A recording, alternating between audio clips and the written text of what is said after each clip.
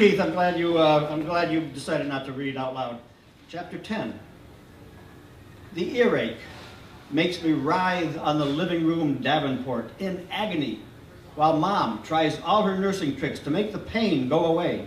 St. Joseph aspirin doesn't touch it.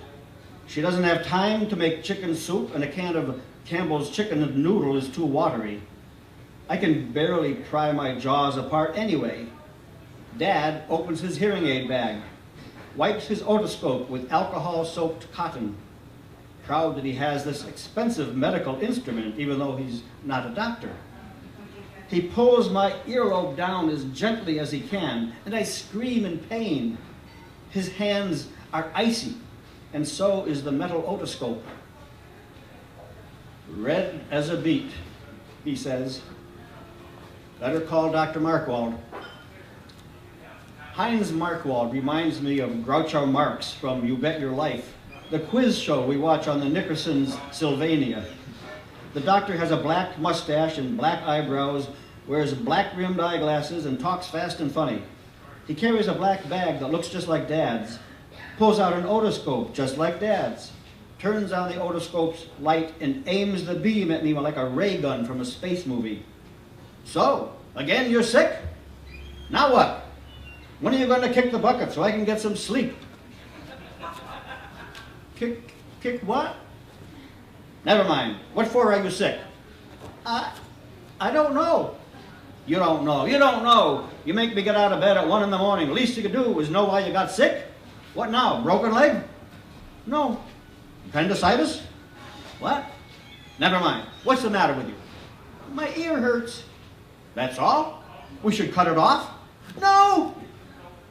I shout, then wince in pain. Aha! Hurts when you say no, eh? Don't talk so loud.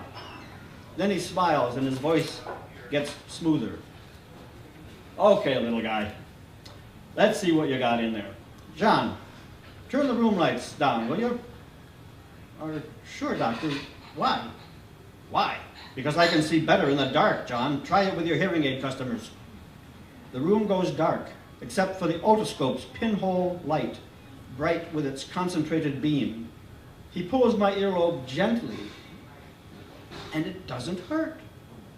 The otoscope isn't cold, but he's a little rougher than Dad was, peering all up and down the ear canal, describing what he sees. You grow potatoes in here, Jack. No, don't lie. There's a carrot in there, too. No wonder it hurts. But at least you won't go hungry. Mama's laughing in the dark, and Dad is chuckling, too. Dr. Markwald is putting on a show for them. I don't know if he's kidding or not. After all, Dad said he saw a red beet in my ear. Penicillin, the doctor says, wiping his otoscope as the lights come back on. A needle in the rear, for the ear. Lie on your stomach. I'm afraid of the needle, but I turn over, waiting for the stab. With my face in the sofa cushion, I hear him rummage for his syringe. All right, now just hold still and... What's this? He says. I turn to look up at his mock angry face. What? I say. You're bashful? How can you get a needle if you don't show your gluteus maximus? He pulls my bottoms down and says, There, did that hurt? Now I'm relieved. I didn't feel a thing. No, I say. A quick, sharp pain in my butt and then the feel of cool alcohol, and he pulls my bottoms up. That's the one and only time I can try that trick with you, he says. As long as the pain's got to come, might as well get it when you don't expect it. Then it's not so bad. Will you bill me, doctor? Dad says as Markwald is drawing on his long black coat. Bill you? Waste of time. Well, then can I pay a little at... John! It's 1:30 in the morning. I don't charge for house calls between midnight and dawn on alternate Thursdays. It's Friday morning, Dad says.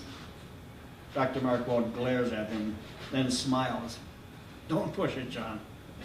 Good night, he says. The door closes behind him. Dad stares out the window for a few seconds, then breaks the silence. Did you hear what he said, Marion? Yes, that was kind of him.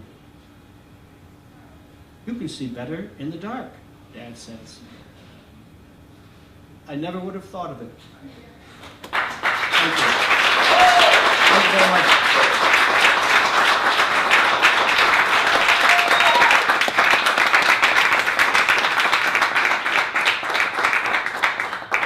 Ladies and gentlemen, Sting of the Heat Bug by Jack Sheedy can be found in bookstores across Connecticut and on Amazon and on jacksheedy.homestead.com. Thank you so much for coming in. Thank you.